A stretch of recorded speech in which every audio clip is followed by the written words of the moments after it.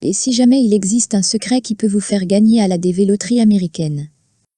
Un ensemble de critères à respecter scrupuleusement afin de mettre toutes les chances de votre côté pour être sélectionné lors des résultats du mois de mai prochain. Pensez-vous qu'un tel secret puisse vraiment exister? En réalité, rien que le fait d'avoir cliqué sur cette vidéo en dit long sur ce que vous pensez de cette question.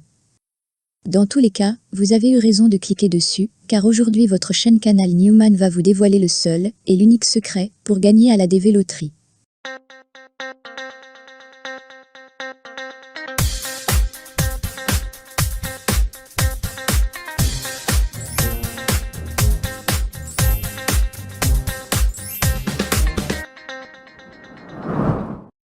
Dans quelques jours va commencer la nouvelle année fiscale américaine, et au même temps une nouvelle édition de la DV Loterie, communément connue sous le nom de Loterie de la carte verte.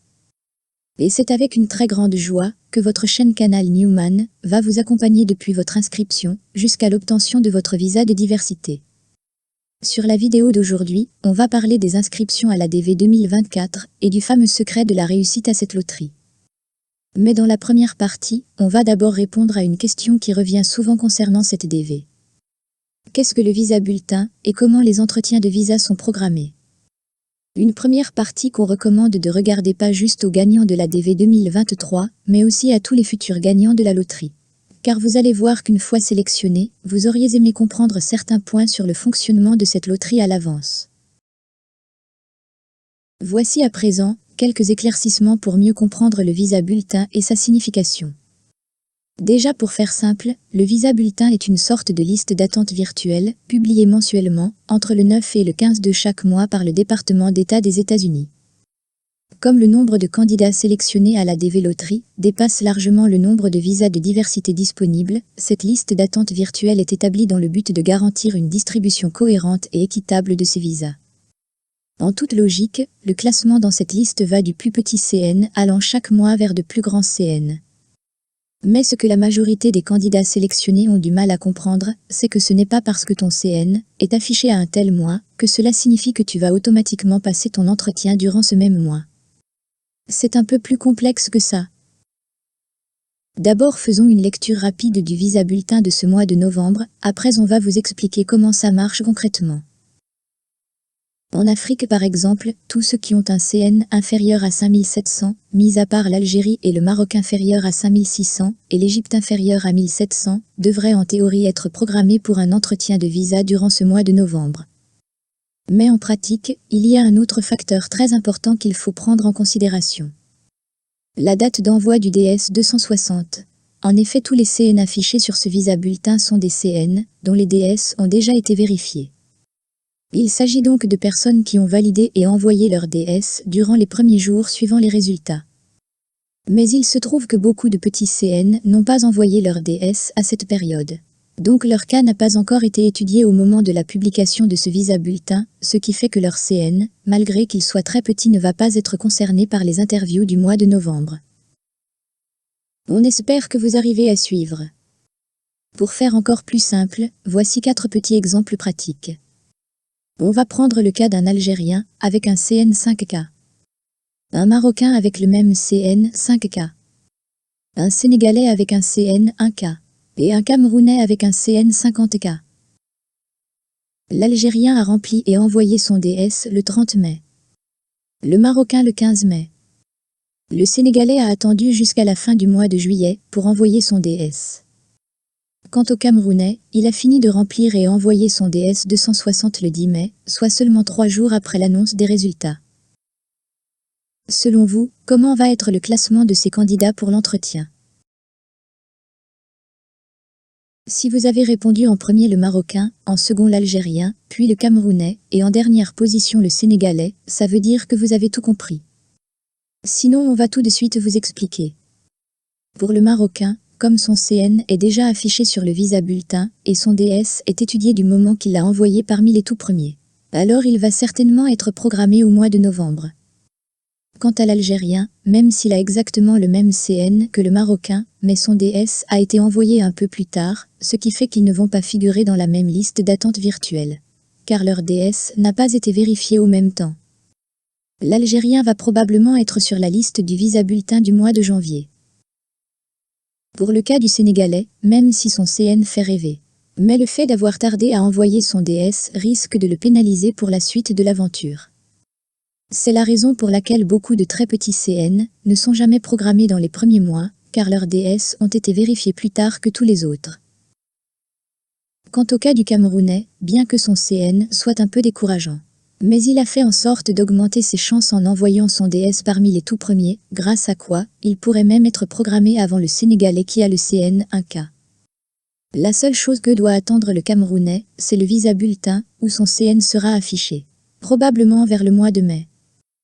Car même si son DS 260 a été vérifié parmi les tout premiers, ils n'ont pas le droit de le programmer tant que son CN n'est pas encore sorti dans le visa bulletin.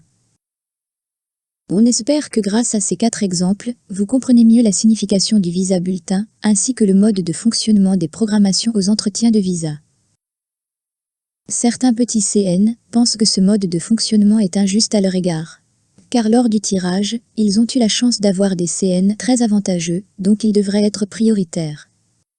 Cependant, si le département d'État des États-Unis décide d'attendre d'abord que tous les candidats vont finir d'envoyer leur DS pour publier le visa bulletin, cela va certainement affecter et retarder le traitement de la DV loterie. Car certains attendent jusqu'au mois de septembre et d'autres octobre pour envoyer leur DS. Sans parler de ceux qui ne vont jamais le faire. Alors pour ne pas pénaliser des dizaines de milliers de sélectionnés pour quelques milliers de retardataires, en plus du classement des CN, on applique aussi le principe du premier venu, premier servi. Nous voilà arrivés au fameux secret de la réussite à la DV loterie. Chaque année, à l'approche des inscriptions à la DV loterie, de très nombreuses spéculations circulent sur les réseaux sociaux sur comment faire pour agrandir ses chances d'être sélectionné lors du tirage au sort. Certains vous diront il vaut mieux s'inscrire dès le début, soit les premiers jours de l'inscription. D'autres vous diront par contre, ceux qui vont s'inscrire à la fin auront beaucoup plus de chance. Sachez que cela n'a aucun fondement dans la réalité. Le moment de l'inscription, au début, au milieu ou à la fin, n'a absolument aucune incidence sur le résultat final. L'autre spéculation, qui semble être prise un peu plus au sérieux par beaucoup de candidats, ne concerne pas le moment, mais le lieu de l'inscription. En effet, beaucoup conseillent de s'inscrire dans une telle agence ou un tel cybercafé, parce que chaque année, il y a des centaines de gagnants chez eux. Il est vrai que chez certains cybercafés ou certaines agences qui font les inscriptions à la DV loterie, on trouve beaucoup de gagnants. Mais ce n'est pas parce que ces agences ont quelque chose de spécial ou de la baraka, comme on dit chez nous. C'est juste par rapport au nombre d'inscrits. Plus le nombre d'inscrits dans ces agences est grand, plus la probabilité d'avoir plus de sélectionnés est grande. Donc c'est juste une question de probabilité, ni plus ni moins.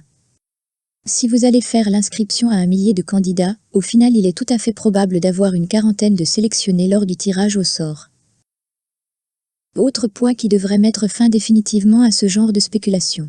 La grande majorité des propriétaires de ces agences ou cybercafés, eux-mêmes s'inscrivent chaque année à cette DV loterie, sans jamais être sélectionnés. Donc s'ils connaissaient vraiment le secret de la réussite, ils vont d'abord commencer par l'appliquer à eux-mêmes. L'autre spéculation qui semble un peu plus plausible concerne le lieu de la prise de photos. Chaque année, on vous recommande un tel ou un tel photographe dans votre région. Et parfois même, un peu loin de chez vous. Certes, tous les photographes ne se valent pas. Certains ont plus d'expérience et maîtrisent mieux les normes de la photo DV loterie. Cependant, prendre une photo chez eux n'est pas synonyme de succès, mais juste avoir la garantie que votre photo ne va pas être rejetée dès l'inscription. Donc au final et au risque de vous décevoir, il n'y a absolument aucun secret pour gagner à la DV loterie. Et c'est tant mieux. Car de cette manière, tout le monde part à chance égale, sans aucun favoritisme. Aucune distinction d'origine, de religion, de sexe, d'âge, ni de couleur de peau. Tout le monde va s'inscrire exactement avec les mêmes chances. Chaque personne ou organisme qui va prétendre le contraire, sachez qu'il le fait uniquement dans le but de se faire de l'argent sur votre dos.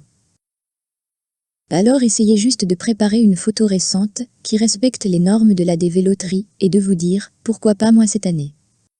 Et c'est sur cette note pleine d'optimisme qu'on va conclure cette vidéo.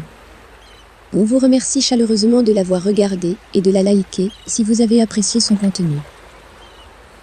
Prenez bien soin de vous et à très bientôt.